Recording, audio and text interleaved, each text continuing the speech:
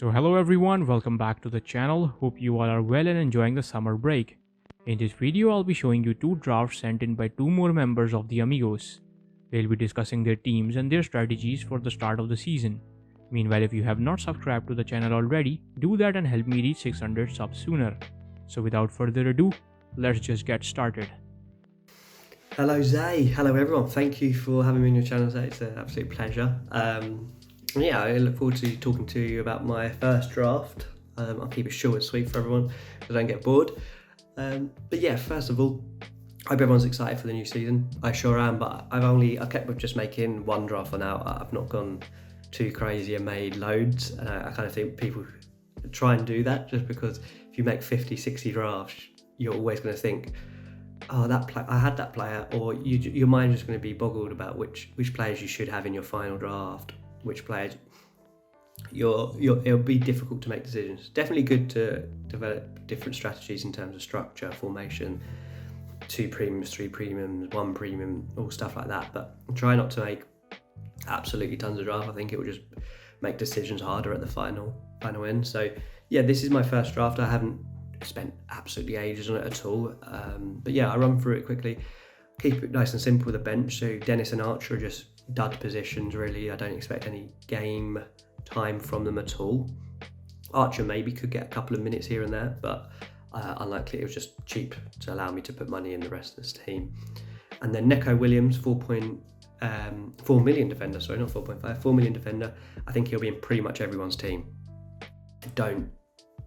He should start for the amount of money Forest spent on him. He could play right back in a back 4 or right wing back in a back 5, depending on how Forest go about stuff. I think he'll be a good option this year. And then Pereira in midfield for 4.5 million, got his move from Man United to Fulham. Quite an attacking player. Not certain if he will 100% cement a place every week in the team, but hopefully if he does, he will be a very good 4.5 million option. I'm sure of it. Get some attacking contributions definitely. And then starting in my starting 11 currently, you got so Lloris in goal. This is not certain at all. This is more the price point. I think I want a 5.5 million keeper. The fact they made them a bit cheaper made them more viable this year. This could be Edison, this could be Mendy, especially if they sign a few players. Make that Chelsea defence a bit stronger again after they've lost a few. Then Mendy probably would maybe beat Lloris. It was just a way to potentially cover Spurs' early fixtures.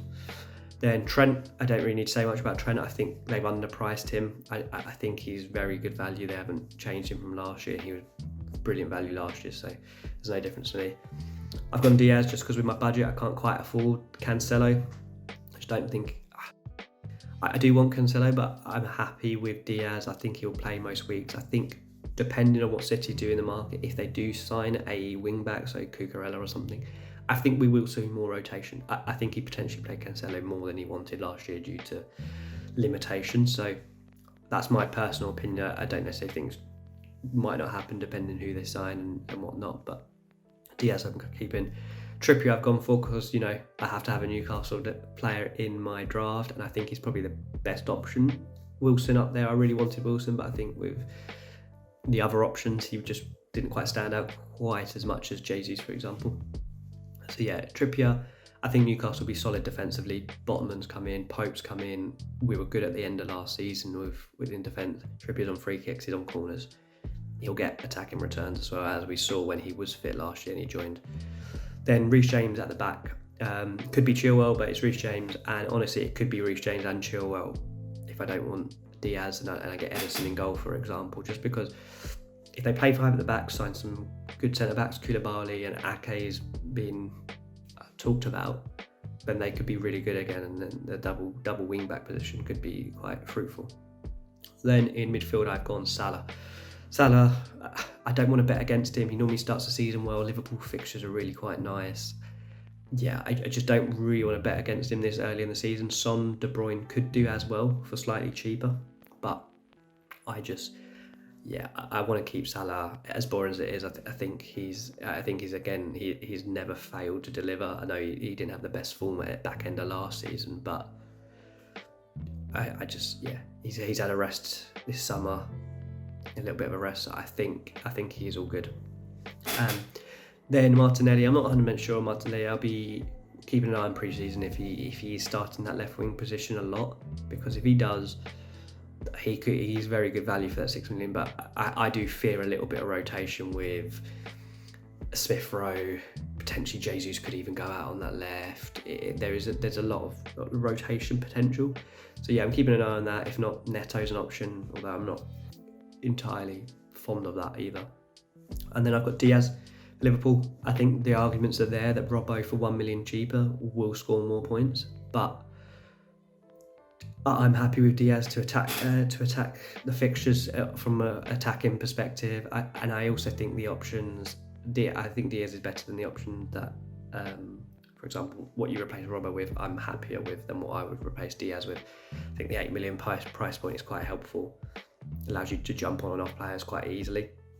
So Mount, Foden, Mahrez, for example, you could jump off on and off. And Rashford, I actually had him in before the pre-season friendly where United looked decent, a different style of play, albeit against a much changed 30 Liverpool players or something that played, but I think for 6.5 million, if he starts, it's a ridiculous value. There's also potential to keep an eye on Martial and stuff, but if Ronaldo stays, I doubt Martial will get 100% game time, or it'll be rotated between him, Rashford, Sancho, etc. So yeah, it's one to keep an eye on again for pre-season, but I really do like the potential of having Rashford at that cheap price. And then up front, I've got Haaland and Jesus. Haaland, I just think the amount of chances that City create, I struggle to see it not working out. Of course, there's Kane. Since Conte come in, Kane's been ridiculous, and with a whole pre-season with Conte, Spurs could really be good. So it's definitely one to keep an eye on if you want to go that way and cover the Spurs stuff, Spurs fixtures. But yeah, I'm going with Haaland. I just think City are too good essentially. And then Jesus for that price point of 8 million. I think he'll be insane value this year. I really did want Wilson, but I just couldn't justify 0.5 million more just to get Jesus, especially with Arsenal's early fixtures. They're brilliant. And yeah, that's my current team. It's more been working. A couple of tips that I'm kind of put out there, and I think people watching it. It's just if you get happy with the price point of that specific player. So for example, I've got Lloris in, but I'm happy with a 5.5 million keeper. It might be Mendy, it might be Edison, it might be Lloris. It just gives me those options. Same with, for example, Diaz at 8 million midfielder. It gives me the options of Mount, Foden, etc. if I change my mind. So yeah, be flexible with your price points. Make sure you're happy with other players within that. Use those cheap enablers that we've got. I think everyone will be on Neco Williams and Pereira potentially. Ultimately, have fun. Don't make too many drafts. Your mind will be absolutely boggled as to who you want to pick. And yeah, have fun with it. And I hope you'll enjoy the new season. I wish you luck. And see you later. So what a fantastic draft that was sent in by Dak aka Joelinton. You can follow him on Twitter for more tips and drafts. Second is the renowned FPL Arrows aka Gas with his draft. Yes, say my amigo brother. Hope you're good.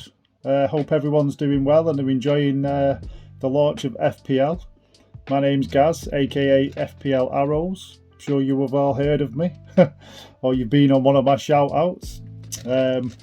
Zay's asked me to just come on his channel, which I appreciate because I've never really done this before, and I'm just going to run through my team and then give a few little quick tips at the end. So let's get to it.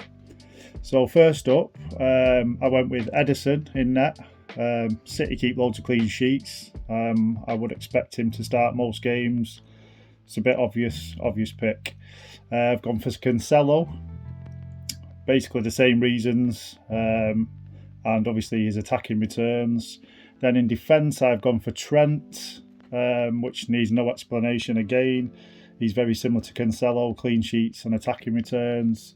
I've also gone for James from Chelsea, because basically if he hauls, you really don't want to miss out on them points. Perisic as well.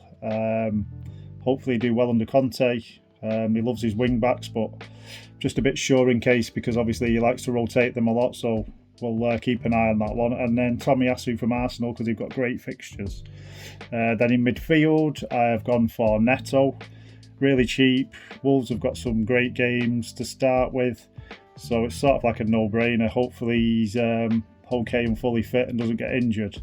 I've also gone for Salah, which obviously needs no introduction, and his teammate Diaz. With Mane gone, obviously, he should do really well on the left-hand side, and for 8 million, you can't really grumble for that price. And last but not least, I have gone for Coutinho in midfield. Aston Villa have got 3 really nice games to start with. Coutinho pulls the strings really in that Aston Villa side, so I would hope I get some returns, but I'm not definitely set on that yet. And then up front, I've just gone for the one striker, which is Haaland. Obviously, the main man himself. Everyone's hyping him up. Let's just hope he's not a Timo Werner 0.2. My bench is pretty standard.